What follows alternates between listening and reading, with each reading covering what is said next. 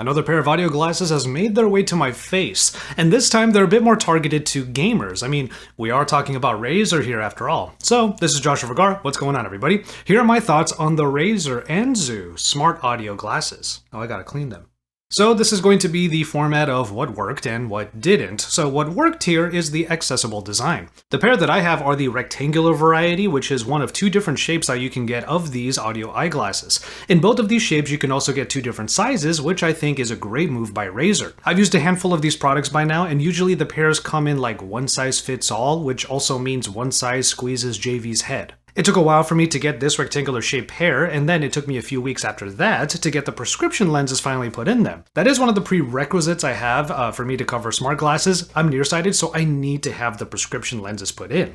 Now, Razer does partner up with a company called LensAble, a service that can replace the lenses in any pair of frames as long as you send those frames in. In my case, it took about maybe just over 2 weeks for me to finally get the Razer Anzu back, but your experience might differ with them. With them finally good to go for my face and eyes, the Razer Anzu immediately impressed me with their comfort. This is because Razer made a few key choices. First, the weight of these glasses is quite a bit less than any other ones that I've used. The other great choice was making the frame thinner around the lenses, which is a part that is usually much thicker because they want it to match the thicker audio-enabled temples. Instead, the straight-on look of the Razer Anzu is pretty inconspicuous, and it doesn't scream, "I am smart glasses." And finally, the arms actually have a little bit of rubber-like material at the very end that adds some grip. This attention to detail is not found in basically any of the other pairs I've tried so far, so kudos, Razer. Which brings us to the temples and the smarts that Razer put in. Now, the best way to think of the Razer Anzu are like truly wireless earbuds and taking the bits out of those and putting them into these arms. The result are speakers that are pointed downward towards one's ears. Now, once you've paired to a device, opening the glasses activates the connection, which is done really easily, and then you can turn them off by just closing the arms. This actually makes a lot more sense to me than all the other glasses where the way you turn them off is to turn them upside down.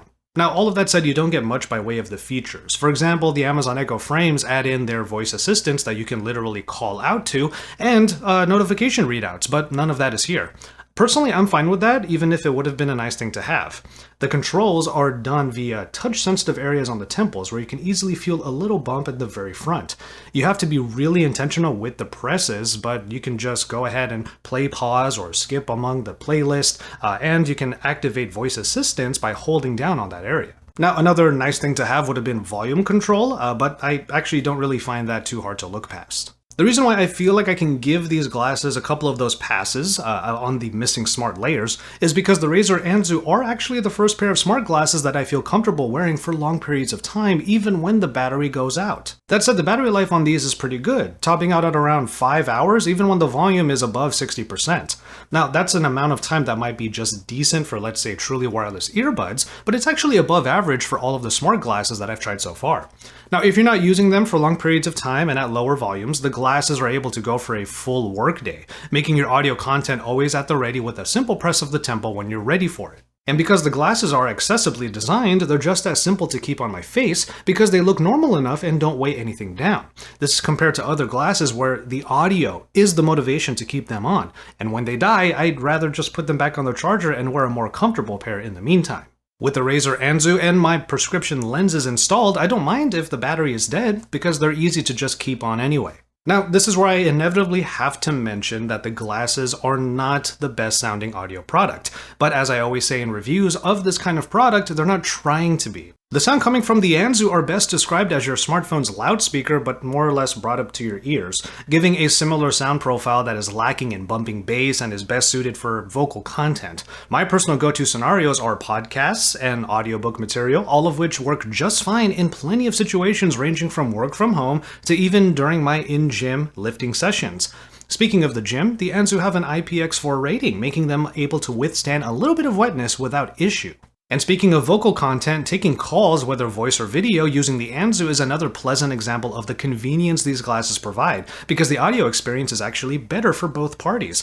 Audio is localized to my ears during the call, and then the microphones are in actually a better position, rather than earbuds, for capturing my voice, so it sounds better for the other person.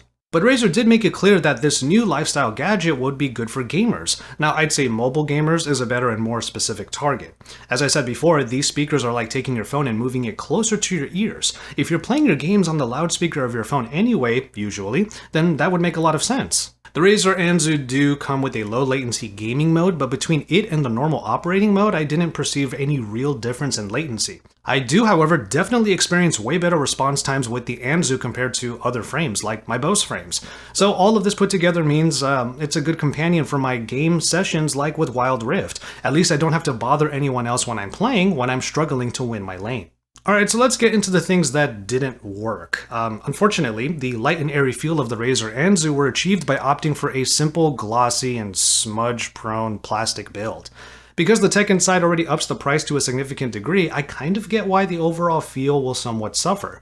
And while the glasses fit in with pretty much any look for me, it's because they are black on black on black. I do give Razer some props for including a nice feeling leather-like case. It's a little bulky, but it's to accommodate the charging cable alongside the glasses themselves. Now the next part isn't really a big deal, but I gotta mention it as a caveat to the otherwise simplistic user experience.